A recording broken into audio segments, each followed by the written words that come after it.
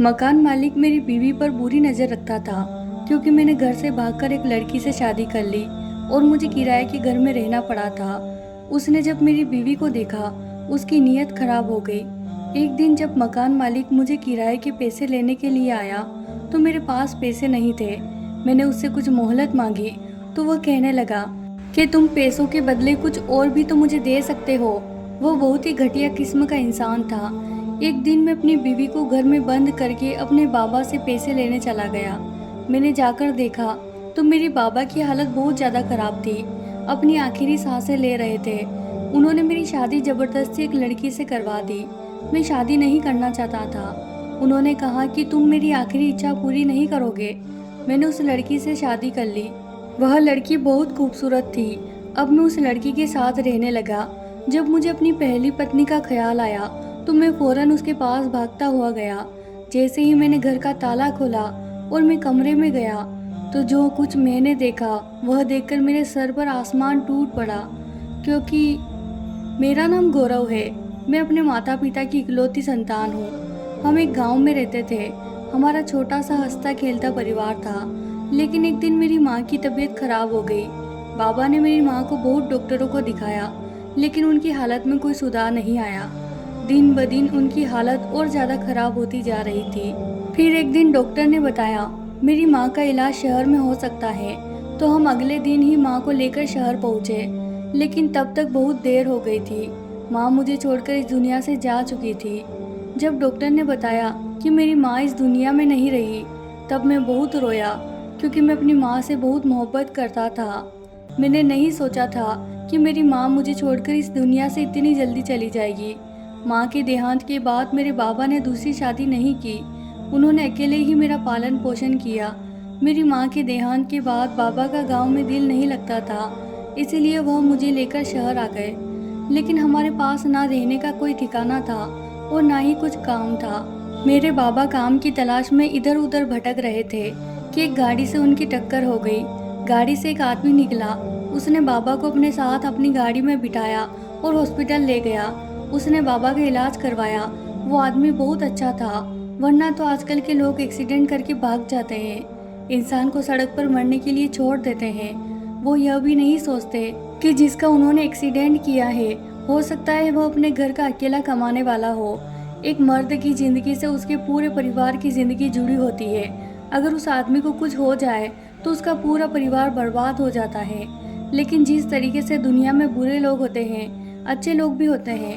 उस आदमी ने बाबा से पूछा कि आप क्या करते हैं। बाबा ने बताया कि मैं नौकरी ढूंढ रहा हूँ और मेरा एक बेटा है जो भी 10 साल का है। तब उस आदमी ने कहा कि क्या तुम मेरे साथ काम करोगे। बाबा ने कहा हाँ, क्यों नहीं, आप जो काम बोले वह मैं कर दूंगा। उन्होंने बाबा से कहा मेरे ड्राइवर बनोगे। बाबा ने कहा हाँ। वो कहने लगे कल से काम पर आ जाना। बाबा यह सुनकर बहुत खुश हुए कि उन्हें नौकरी मिल गई है। उन्होंने हमें रहने के लिए एक छोटा सा घर भी दे दिया था। बाबा एक बहुत बड़े आदमी के ड्राइवर थे। बाबा चाहते थे कि मैं खूब पढ़ाई करूं और अपने पैरों पर खड़ा हो जाऊं। मैं भी एक दिन उनके मालिक की तरह बड़ा आदमी बन जाऊं। लेकिन मुझे पढ़ाई का कोई शौक नहीं था, इसीलिए मैंने सिर्फ बीए ही किया था। उसके बाद सारा दिन मैं अपने दोस्तों के साथ घूमता रहता। बाबा मुझे बहुत समझाते, मुझसे कहते कि मैं अपने मालिक से बात करके तुम्हारा एडमिशन किसी अच्छे कॉलेज में करवा देता हूँ, लेकिन मैं मना कर देता। बाबा कहते कि ठीक है, पढ़ाई मत करो, मैं बात करके तुम्हें कोई नौकरी ही दिलवा देता हूँ। मालिक बहुत अच्छे इंसान हैं, जरूर तुम्हें कोई अच्छी नौकरी दे देंगे। लेकिन मैं बाबा से कहता नौकरी की इतनी जल्दी क्या है, अभी तो मेरे घूमने फिरने के दिन है, सारी ज़िंदगी नौकरी ही करनी है। अभी मुझे अपनी ज़िंदगी जीने दे, लाइफ को एंजॉय करने दे। बाबा मेरी बात सुनकर खामोश हो जाते। जवानी में शायद ऐसा ही होता है कि हम सिर्फ अपने दिल की ही सुनते हैं, अपने माता पिता की बात तो हमें समझ ही नहीं आती। खैर, वह जो भी कह रहे थे हमारे भले के लिए ही कह रहे थे। एक दिन जब मैं अपने दोस्त के साथ उसके घर जा रहा था तो एक लड़की रोड क्रॉस करते हुए मेरी बाइक के सामने आ गई। मैंने बहुत मुश्किल से अपनी बाइक को संभाला। उस लड़की को भी कुछ नहीं हुआ था। मैं गुस्से में उस लड़की से बोला, अंधी हो क्या, दिखाई नहीं देता? तुम्हें रोड क्रॉस करना नहीं आता तो घर से बाहर निकलती ही क्यों हो? वह लड़की खामोशी से मेरी बात सुनती रही। किसी बात का जवाब नहीं दिया। जब मैंने उसका हाथ पकड़कर उसे उठाया तो मैं तो उसे देखता ही रह गया। मेरा सारा गुस्सा ठंडा हो गया। वह लड़की बहुत खूबसूरत थी और बहुत मासूम सी। वह मेरी डांट से डरी और सहमी हुई लग रही थी। उसकी आंखों में आंसू थे। मैंने उससे कहा कि अब इसमें रोने की क्या बात है। उसने एक नज़र मेरी तरफ देखा और वहां से चली गई। मेरी नज़र दूर तक उसका पीछा करती रही। तब मेरे दोस्त ने मुझसे कहा, गौरव भाई, वह लड़की जा चुकी है, हमें भी अपने रास्ते पर चलना चाहिए। ऐसा ना हो यहीं खड़े खड़े रात हो जाए। मैंने हंसकर अपने दोस्त की तरफ देखा। हम लोग घर आ गए, लेकिन मैं उस लड़की को भूल नहीं पा रहा था। जब भी आंखें बंद करता उसका खूबसूरत और मासूम सा चेहरा मेरे सामने आ जाता। पता नहीं ऐसा क्या था उस लड़की में जो मुझे अपनी तरफ अट्रैक्ट कर रहा था। इस बात को 6 महीने हो चुके थे। उस लड़की का चेहरा आज भी मुझे याद था। उसमें कुछ तो ऐसा था जो मैं उसे भूला नहीं पा रहा था। कुछ दिनों से अब्बा की तबीयत ठीक नहीं थी। मैं उन्हें डॉक्टर के पास लेकर गया तो डॉक्टर ने बताया, मौसम की वजह से इनकी तबीयत खराब है, फिक्र की कोई बात नहीं है, टाइम से दवाई खाएंगे तो ठीक हो जाएंगे। मैं मेडिकल से बाबा की दवाई लेने गया। जैसे ही मैं दवाई लेकर मुड़ा तो देखा कि सामने से वह लड़की मेरी तरफ आ रही थी। मैं उसे देखकर वहीं रुक गया। लड़की मेडिकल स्टोर पर आई। मेडिकल स्टोर वाले से बोली, मेरा हाथ जल गया है, आप कोई दवा दे दे। मेडिकल स्टोर वाले ने कहा, तुम 2-3 दिन से दवाई उधार लेकर जा रही हो और पैसे नहीं देती, पिछले पैसे दो तब तुम्हें दवाई मिलेगी। मैंने मेडिकल स्टोर वाले से कहा, आप इन्हें दवाई दे दे, पैसे आपको मैं दे दूंगा। तब उस लड़की ने मेरी तरफ देखा और मुझसे बोली, आपके एहसान की कोई ज़रूरत नहीं है, मैं बिना दवाई के भी ठीक हो सकती हूँ।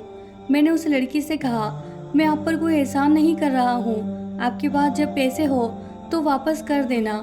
कुछ देर सोचने के बाद वह लड़की बोली कि आप मुझे अपना नंबर दे दे, मैं आपको पैसे वापस कर दूंगी। उस लड़की ने दवाई ली और वहाँ से चली गई। जाते जाते मैंने अपना नंबर उसे दे दिया। वो भी खामोशी से मेरा नंबर लेकर चली गई। मैं घर आया और मैंने बाबा को दवाई दी, लेकिन मैं अब भी उसी लड़की के बारे में सोच रहा था। पता नहीं वह लड़की कौन थी, कहाँ रहती थी, क्या नाम है उसका। अपनी ही सोचों में गुम था कि बाबा ने मुझसे कहा, गौरव बेटा क्या सोच रहे हो। बाबा के कहने पर मैं अपनी सोचों से बाहर आया। मैंने बाबा से कहा कि कुछ नहीं बाबा, बस ऐसे ही। तब बाबा ने मुझसे कहा, जब तक मेरी तबीयत ठीक नहीं हो जाती मेरी जगह काम पर चले जाना। मैंने मालिक से बात कर ली है, उन्हें भी कोई इतराज़ नहीं है, तुम सुबह से मेरी जगह काम पर चले जाओगे। मैं बाबा को मना नहीं कर सकता था क्योंकि बाबा की तबीयत ज़्यादा ख़राब थी, इसीलिए मैं सुबह से काम पर चला गया। बाबा जहाँ काम करते थे उनका मालिक एक बहुत अच्छा आदमी था। मैं जैसे ही उनसे मिला मैंने वहाँ नमस्ते किया। उन्होंने मुझसे पूछा, तुम मेरे ड्राइवर रवि के बेटे हो। मैंने कहा जी। उन्होंने कहा ठीक है, मुझे कुछ देर के लिए अपने घर जाना है, तुम गाड़ी निकालो। वह आदमी बाबा की ही उम्र के थे। मैंने गाड़ी निकाली और वह मेरे साथ गाड़ी में बैठकर अपने घर पहुँचे। मैं उनका बड़ा सा बंगला देखकर हैरान रह गया। जितना आलीशान उनका ऑफिस था उससे कहीं ज़्यादा खूबसूरत और आलीशान उनका बंगला था। उन्होंने वॉचमैन से कहा, तुम इनको चाय पिलाओ, मैं अभी आता हूँ। मैंने चाय पी। वह बहुत ही अच्छी आदत के मालिक थे। घमंड तो उनके अंदर बिल्कुल भी नहीं था। इतना पैसा होने के तो आदमी किसी को पूछता भी नहीं है। भगवान ने उन्हें इतना दिया था, इस बात का उन्हें बिल्कुल भी घमंड नहीं था। मैं वहीं वॉचमैन के पास बैठ गया। कुछ दिनों बाद बाबा की तबीयत ठीक हो गई तो वह अपने काम पर वापस चले गए। बाबा ने मुझसे कहा, बेटा अब तो तुम कुछ काम कर लो। मैंने बाबा से कहा कि ठीक है, आप मालिक से बात करें, मैं नौकरी करने के लिए तैयार हूँ। बाबा यह सुनकर बहुत खुश हुए। मैं अपने कमरे में आराम करने के लिए आ गया। अभी मैं लेटा ही था कि मेरे फ़ोन की रिंग बजी। मैंने फ़ोन रिसीव किया तो सामने से कोई नहीं बोला। मैंने फ़ोन काट दिया। फिर दोबारा मेरे फ़ोन की रिंग बजी। मैंने फ़ोन उठाया और ज़ोर से बोला, जब बोलना नहीं होता तो फ़ोन क्यों करते हो। सामने से एक लड़की की आवाज़ आई। उसने कहा कि मैं हूँ। मैंने कहा, कौन मैं। तब उसने बताया कि मैं हूँ जिसे आपको पैसे वापस करने थे। मैंने उससे पूछा कि कौन से पैसे। उसने कहा, उस दिन मेडिकल स्टोर पर आपने मेरी दवाई के पैसे दिए थे और कहा था कि जब मेरे पास पैसे हो तो आपको इस नंबर पर कॉल करके पैसे वापस कर दूँ। तब तो मैंने उसकी बात का कोई जवाब नहीं दिया। फिर थोड़ी देर बाद बोला, मुझे पैसे वापस नहीं चाहिए, आप रहने दें, आपको पैसों के लिए परेशान होने की कोई ज़रूरत नहीं है। उस लड़की ने मुझसे कहा, मैं आपको जानती भी नहीं हूँ, ऐसे में आपके पैसे अपने पास कैसे रख सकती हूँ। मैंने उससे कहा, कोई इतनी बड़ी रकम नहीं है, 300 रुपये ही तो है, और आप फिक्र मत करिए, मुझे इन पैसों की कोई ज़रूरत नहीं है। हम लोग बात कर ही रहे थे, इतनी देर में पीछे से आवाज़ आई, कहाँ मर गई कामचोर, तुझे तो बस काम से भागने का बहाना चाहिए। लड़की ने घबराकर कॉल काट दी। जब से उसने फ़ोन काटा था मैं उसी के बारे में सोच रहा था, थोड़ा बहुत परेशान भी था। मैं बार बार अपने मोबाइल की तरफ देख रहा था कि शायद वो लड़की मुझे अब कॉल करे, लेकिन उसकी कोई कॉल नहीं आई। फिर कुछ दिनों बाद खुद ही मैंने उसे कॉल की, लेकिन फ़ोन रिसीव नहीं हुआ। मैंने दोबारा उसका नंबर लगाया, इस बार फ़ोन रिसीव हो गया। फ़ोन पर वही लड़की थी। मैंने उससे पूछा कि उस दिन क्या हो गया था, तुमने फ़ोन क्यों काट दिया था, मुझे तुम्हारी फिक्र हो रही थी। मैंने सोचा तुम्हें कॉल करके पूछ लूँ, सब ठीक तो है। मुझे उसकी सिसकियों की आवाज़ आई, मुझे लगा कि वह रो रही है, तो मैंने उससे पूछा कि क्या बात है, तुम रो क्यों रही हो। उसने एकदम फ़ोन काट दिया। मैंने फिर से उसका नंबर लगाया तो उसका फ़ोन बंद जा रहा था। मुझे अपने कमरे में बेचैनी सी हो रही थी, इसलिए मैं बाहर आकर टहलने लगा। जब बाबा ने मुझे टहलते हुए देखा तो वो मेरे पास आए और मुझसे पूछने लगे, क्या हुआ, कोई परेशानी है क्या। मैंने उनसे कहा, नहीं बाबा, कोई बात नहीं है। बाबा ने मुझसे कहा कि अगर कोई बात है तो मुझे बताओ, मैं तुम्हें इतना परेशान हाल में नहीं देख सकता। मैंने कहा, ठीक है बाबा, अगर कोई बात होगी तो मैं आपको बता दूंगा। फिर बाबा अपने कमरे में सोने चले गए। मुझे नींद नहीं आ रही थी, मेरी आंखों में तो जैसे नींद उड़ गई थी। मैं अपनी बेचैनी को समझ नहीं पा रहा था। मैं सोच रहा था कि पता नहीं मैं क्यों उस अनजान लड़की के बारे में इतना परेशान हो रहा हूँ। फिर एक दिन उसने मुझे कॉल की, मुझे मिलने के लिए बुलाया। मैंने उसे मिलने के लिए हाँ कर दी और उसकी बताई हुई जगह पर चला गया। जब मैं उसके पास पहुँचा तो उसके हाथ में एक बैग था। मैंने उससे पूछा कि आप कहीं जा रही है। उसने मुझसे कहा कि मुझे आपकी मदद चाहिए, क्या आप मेरे लिए कुछ कर सकते हैं। मैंने कहा, हाँ बिल्कुल, क्यों नहीं। तब उसने मुझसे कहा, मैं अपना घर छोड़कर आई हूँ। ये कहते हुए वह रोने लगी। फिर मुझसे बोली कि आप मुझसे शादी कर लीजिए, मैं आपको तंग नहीं करूँगी, आपसे कभी कुछ नहीं मांगूंगी, जहाँ रखेंगे जिस हाल में रखेंगे रह लूँगी, कभी किसी तरीके से कोई शिकायत नहीं करूँगी। मैं उसकी यह बात सुनकर खामोश हो गया। मुझे समझ नहीं आ रहा था कि मैं उसकी इस बात का क्या जवाब दूँ। उस लड़की ने मुझसे कहा, मैं जानती हूँ कि आप सोच रहे होंगे, पता नहीं कैसी लड़की है, खुद ही मुझसे शादी के लिए कह रही हैं, जबकि आप मेरे बारे में कुछ जानते भी नहीं हैं, ना ही मैं आपको जानती हूँ। वह लड़की बहुत ज़्यादा रो रही थी, लेकिन मुझसे उसके आंसू देखे नहीं जा रहे थे। बहुत मासूम और सीधी सादी लड़की थी। शायद मैं उसे मोहब्बत करने लगा था, इसीलिए मैं उसे रोता हुआ नहीं देख सकता। मैंने उससे कहा कि तुम परेशान ना हो, मैं तुमसे शादी करने के लिए तैयार हूँ। मैं उस लड़की को लेकर दूसरे शहर चला गया। वहाँ मैंने किराए का मकान ले लिया। वह लड़की जिसका नाम आराध्या था, मैंने वहाँ जाकर उस लड़की से शादी कर ली और अब हम दोनों वहीं साथ में रहने लगे। एक दिन उसने कहा, मैं आपको अपने बारे में सारी सच्चाई बताना चाहती हूँ। जब मैंने होश संभाला तो सिर्फ अपने चाचा को देखा था। मेरे माता पिता के बारे में मुझे कुछ नहीं पता था कि वह कौन है, उनकी मौत कैसे हुई। जब मैं चाचा से पूछती कि मेरे माता पिता की मौत कैसे हुई तो उन्होंने मुझे बताया कि एक एक्सीडेंट में मेरे माता पिता दोनों की मौत हो गई। तब तुम 1 साल की थी, तब से तुम्हारी जिम्मेदारी मेरे ऊपर आ गई। मैं तुम्हें संभाल रहा हूँ। मैं बहुत छोटी थी, कुछ समझ नहीं पाती थी कि चाचा सच बोल रहे हैं या झूठ। जब मैं थोड़ी बड़ी हुई और मैंने अपने पड़ोस के बच्चों को स्कूल जाते हुए देखा, मैंने भी अपने चाचा से कहा कि चाचा मुझे स्कूल जाना है। चाचा ने मुझसे डांट कर कहा कि मेरे पास इतने पैसे नहीं हैं कि तुम्हें स्कूल भेजूं और तुम्हारे खर्चे भी उठाऊं। शुक्र करो कि तुम्हें यहाँ 2 वक्त का खाना मिलता है। अगर मैं तुम्हें 2 वक्त का खाना ना दूं, वह भी तुम्हें नसीब ना हो। वह तो मैं था जिसने तुम्हारी माँ बाप की मौत के बाद तुम्हें अपने पास रख लिया, वरना कोई और होता तो तुम्हें अनाथ आश्रम छोड़ जाता। चाचा की बातें सुनकर मैं रोने लगती, भगवान से कहती, मुझसे मेरे माँ बाप क्यों छीन लिए। तुझे मेरे माँ बाप को अपने पास बुलाना था तो साथ में मुझे भी बुला लेता, मुझे अकेला क्यों छोड़ दिया। मैं रोते रोते सो जाती। जहाँ चाचा रहते थे वो घर बहुत बड़ा था। सुबह होते ही चाचा काम पर चले जाते थे। मैं सारा दिन घर में अकेली रहती थी। मुझे घर में अकेले बहुत डर लगता था। मैं कमरे में कोने में बैठी रहती थी और अपने माता पिता को याद करके रोती रहती थी। जब मैं बड़ी हुई तो एक दिन चाचा एक औरत को अपने साथ घर लेकर आए। मैंने चाचा से पूछा कि यह औरत कौन है। चाचा ने कहा, यह तुम्हारी चाची है, मैंने इससे शादी कर ली है और तुम जाओ हमारे लिए कुछ खाने के लिए बनाकर लेकर आओ। मैंने चाचा से कहा कि घर में कुछ खाने के लिए नहीं है। तो चाचा ने मुझसे गुस्से में कहा, सारा दिन घर में पड़े पड़े खाती रहती हो, कुछ तो हमारे लिए भी छोड़ दिया करो। चाचा ने मेरे गाल पर जोर से थप्पड़ मारा जिससे मैं गिर गई और मेरा सर दीवार पर लग गया। मेरे सर से खून बह रहा था। मेरे चाचा या चाची दोनों में से किसी ने मुझे नहीं उठाया। मैं खुद ही उठकर नल के पास गई और अपना खून साफ किया। फिर मैं रोते रोते अपने कमरे में आई और सो गई। जब सुबह उठी तो मेरे सर में बहुत दर्द हो रहा था और तेज बुखार भी था। मैं कमरे से बाहर आई तो मैंने देखा घर में चाचा नहीं थे, शायद वह कहीं बाहर चले गए थे। मैं अपने पड़ोस के घर गई। जैसे ही मैंने उनको दरवाज़ा खटखटाया, कमजोरी की वजह से मैं वहीं चक्कर खाकर गिर गई। जब आंख खुली तो अपने घर में थी और वह पड़ोस वाली आंटी मेरे पास बैठी।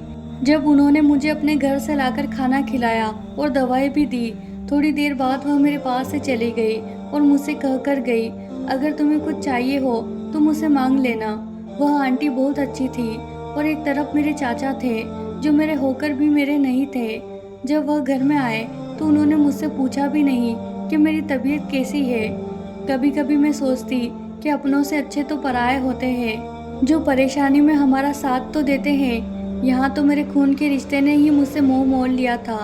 एक दिन चाची मेरे कमरे में आई और मुझसे आकर बोली, महारानी कभी कुछ काम भी कर लिया करो, हम तुम्हारे नौकर नहीं हैं जो तुम्हें कमरे में बैठे बैठे खिलाए। मैंने कहा, चाची घर का सारा काम मैं ही तो करती हूँ। उस पर चाची ने मुझे घूरते हुए कहा, थोड़ा बहुत काम कर लेती हो तो कोई हमारे ऊपर एहसान नहीं करती हो। यहाँ पड़े पड़े फ्री का खा भी तो रही हो। अब जल्दी से उठो और किचन में जाओ, अपने चाचा और मेरे लिए खाना बनाओ और सुबह जल्दी उठ जाना। मेरे मायके से कुछ मेहमान आ रहे हैं, सारे घर की सफाई अच्छे से करना और जो मैं कहूँ वह खाना बनाना। मैंने चाची से कहा, ठीक है। सुबह उठते ही मैंने पूरे घर की सफाई की। उसके बाद जो चाची ने कहा वह खाना बनाया। सारा दिन काम कर कर के मैं बहुत थक चुकी थी। जब मैं आराम करने के लिए अपने कमरे में गई तो चाची का भाई मेरे पीछे पीछे मेरे कमरे में आ गया और मुझसे कहने लगा, तुम मुझे बहुत अच्छी लगी, क्या तुम मुझसे दोस्ती करोगी? मैंने उससे कहा, मेरे कमरे से बाहर जाओ वरना मैं चाचा को बुला लूँगी। तो उसने मेरा हाथ पकड़ लिया और कहने लगा, नखरे तो देखो मैडम के। इतने में चाची मेरे कमरे में आ गई और वो चाची से कहने लगा कि इसने मुझे अपने कमरे में बुलाया था और मेरा हाथ पकड़कर कह रही थी कि तुम मुझे यहाँ से भगा कर ले जाओ, मुझे इस घर में नहीं रहना। मैंने चाची से कहा, ये झूठ बोल रहा है, मैंने इसे यहाँ नहीं बुलाया, बल्कि ये खुद मेरे पीछे यहाँ आया है। मैं तो इसे यहाँ से जाने का कह रही थी, लेकिन इसने मेरा हाथ पकड़ लिया। चाची ने मुझे मारना शुरू कर दिया और कहने लगी कि तू मेरे भाई पर झूठा इल्जाम लगा रही है, पता नहीं किसका गंदा खून है और मेरे घर में भी गंदगी फैला रही है। कल ही इसके चाचा से कहकर इसका कोई ना कोई बंदोबस्त करवाती हूँ, नहीं तो पता नहीं क्या क्या कांड करेगी। मैं रोती रही लेकिन किसी ने मेरी बात का यकीन नहीं किया। अगले दिन जब मैं खाना बना रही थी तो मेरे हाथ से एक प्लेट टूट गई तो चाची ने मुझे बहुत बातें सुनाई और मेरा हाथ जला दिया। उस दिन मैं मेडिकल स्टोर पर इसीलिए दवाई लेने आई थी। मुझे बहुत दर्द हो रहा था। चाचा चाची को मेरे ऊपर रहम नहीं आया। एक रात जब मैं पानी पीने के लिए उठी तो चाची को बात करते हुए सुना।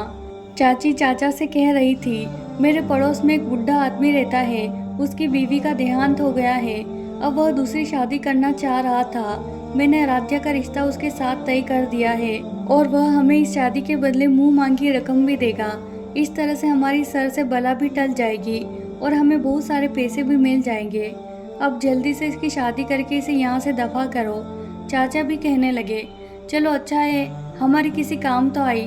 मैं भारी कदमों से चलते हुए अपने कमरे में आई। मैं सोच भी नहीं सकती थी कि मेरे चाचा चाची मेरे साथ ऐसा कुछ भी कर सकते हैं। सुबह चाचा मेरे कमरे में आए और मुझसे आकर बोले, कल तुम्हारी शादी है, तुम्हें कुछ चाहिए हो तो बता दो, तुम्हारी चाची लेकर आएगी। उनकी बात का मैंने कोई जवाब नहीं दिया। मैं सारा दिन अपने कमरे में ही पड़ी रही। रात को जब चाचा चाची वापस आए तो उनके हाथ में बहुत सारे शॉपिंग बैग थे। यह देखकर मैं समझ गई, शायद उन्हें मेरी शादी की कीमत मिल चुकी है। वह लोग सोच रहे थे कि मैं सो चुकी हूँ, लेकिन मैं भी जाग रही थी। मैंने उनके कमरे से बाहर खड़े होकर उनकी बातें सुनी।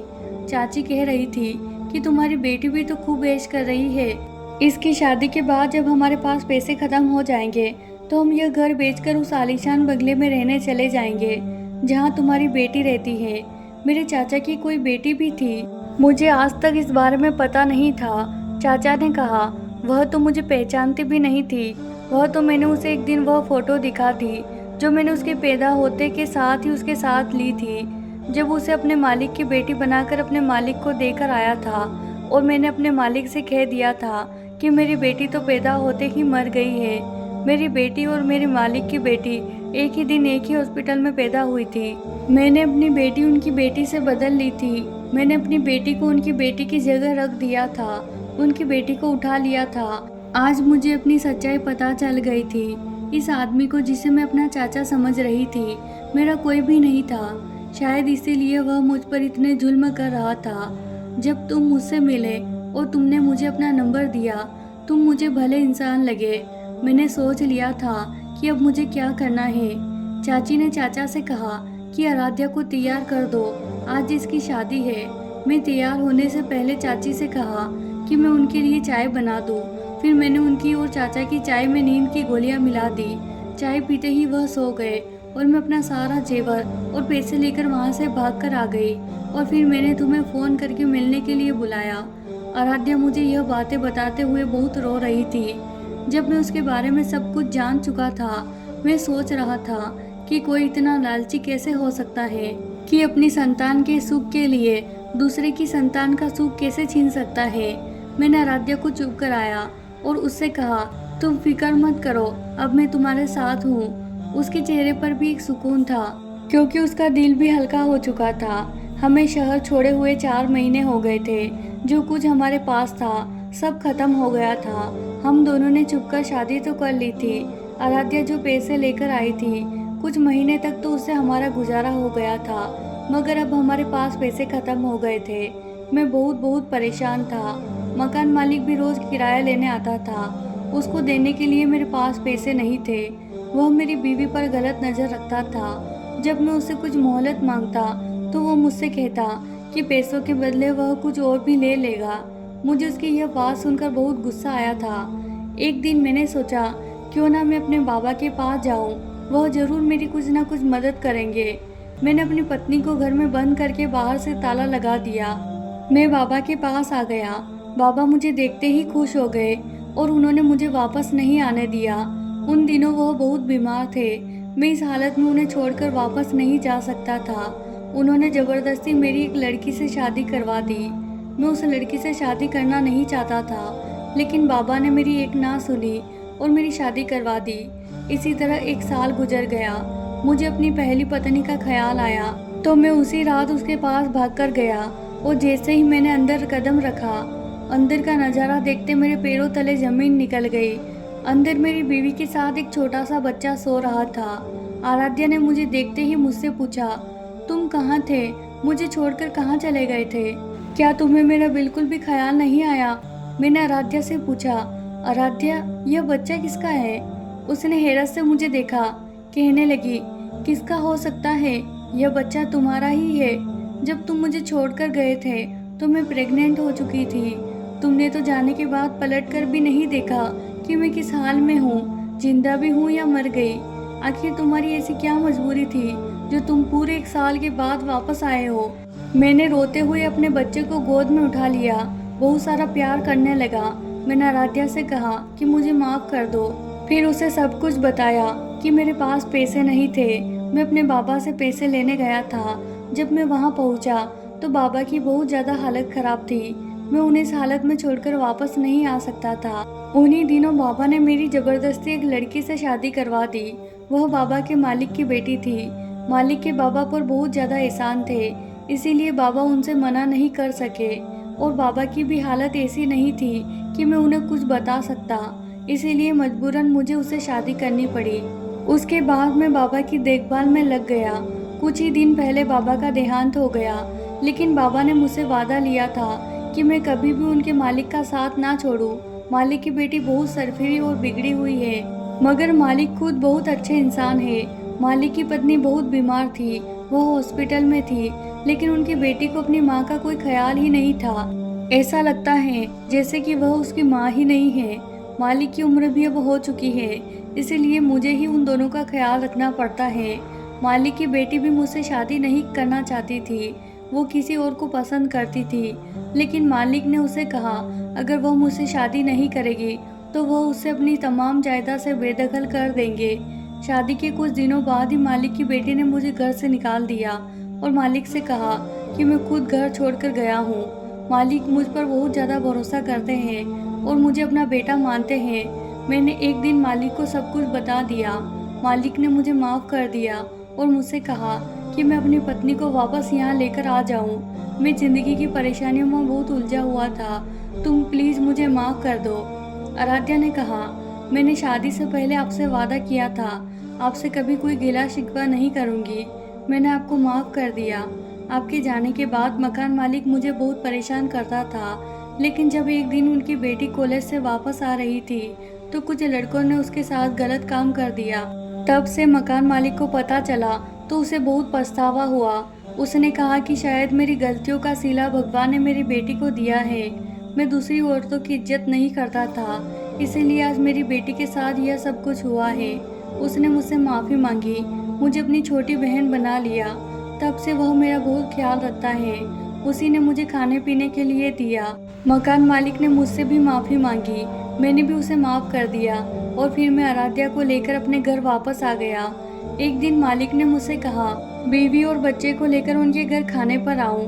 मैंने कहा कि मालिक आपकी बेटी बुरा मान जाएगी।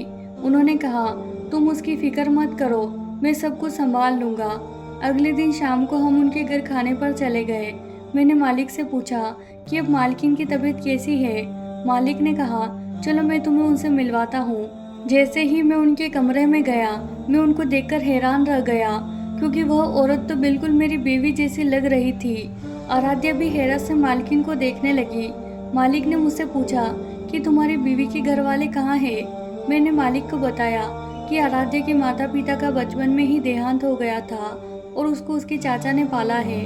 मालिक ने एक फ़ोटो निकालकर मुझे दिखाई और कहा कि यही है ना तुम्हारी पत्नी के चाचा। आराध्या ने वो फ़ोटो देखा और कहने लगी कि जी हाँ, मगर आप उन्हें कैसे जानते हैं? मालिक ने बताया कि यह आदमी हमारे ऑफिस में काम करता था और यह बहुत गरीब था। उसका हमारा घर में आना जाना शुरू हो गया और मैं इस पर भरोसा करने लगा, लेकिन मुझे नहीं पता था कि यह आस्तीन का सांप निकलेगा, एक दिन मुझे ही डस लेगा। जब मेरी बेटी पैदा हुई, यह मेरी बेटी को लेकर भाग गया। मैंने इसे बहुत ढूंढा, पुलिस में भी इसकी रिपोर्ट लिखवाई, लेकिन इसका कोई पता नहीं चला। जब वह मेरे घर अपनी बेटी से मिलने आया तो मुझे देखकर छुप गया, लेकिन मैंने उसे देख लिया था। उसके बाद मैंने उसका पीछा किया और उससे पूछा कि मेरी बेटी कहाँ है जिसे तुम लेकर भाग गए थे।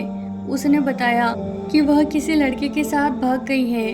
मैंने उससे पूछा कि कौन लड़का, कहाँ रहता है। उसने कहा कि मुझे कुछ नहीं पता, मुझे सिर्फ इतना पता है कि वह इस नंबर पर किसी लड़के से बात करती थी। मैंने वह नंबर लिया और उसे पुलिस के हवाले कर दिया। जब मैंने उस नंबर का पता करवाया तो मुझे पता चला कि वह नंबर तुम्हारा है। इससे पहले कि मैं अपनी बेटी के बारे में तुमसे कुछ पूछता, तुमने खुद ही मुझे सब कुछ बता दिया कि तुमने मेरी बेटी से शादी की हुई है। इसीलिए मैंने तुमसे कहा कि तुम अपनी पत्नी को लेकर मेरे घर खाने के लिए आओ। आराध्या किसी और की नहीं बल्कि मेरी ही बेटी है, जिसको बचपन में ही मुझसे छीन लिया गया था। आराध्या को अपने माता पिता मिल गए थे। आराध्या उनसे मिलकर बहुत खुश हुई। वो अपने माता पिता से गले मिलकर रोने लगी। उसके चाचा, जिसने धोखाधड़ी की थी, वह जेल में बंद है। मेरी दूसरी पत्नी, जो आराध्या के चाचा की बेटी थी, उसकी हरकतें भी अपने बाप से कम नहीं थी। वह जिस लड़के को पसंद करती थी उसके साथ भाग गई थी। उसके पिता ने उसे रोकने की बहुत कोशिश की, लेकिन उसने उसकी एक न सुनी। वह बचपन से ही बहुत जिद्दी थी। मैंने उसे डिवोर्स दे दी थी। लोग किसी को धोखा देने से पहले यह भूल जाते हैं कि सबका हिसाब इसी दुनिया में होना है। भगवान सब देख रहा है, वह हर किसी को उसके लिए सजा जरूर देता है। अब आराध्या और मैं इसी घर में मालिक और मालकिन के साथ रहते थे। आराध्या के माता पिता उसको बहुत प्यार से रखते थे। हमारा बेटा भी अब 3 साल का हो गया था और स्कूल जाने लगा था। आराध्या और मैं हंसी खुशी एक साथ जिंदगी गुजार रहे थे। अब हमारी जिंदगी में कोई तीसरा नहीं था। दोस्तों, वीडियो कैसा लगा कमेंट करके ज़रूर बताना। वीडियो को लाइक और चैनल को सब्सक्राइब कर देना। धन्यवाद दोस्तों।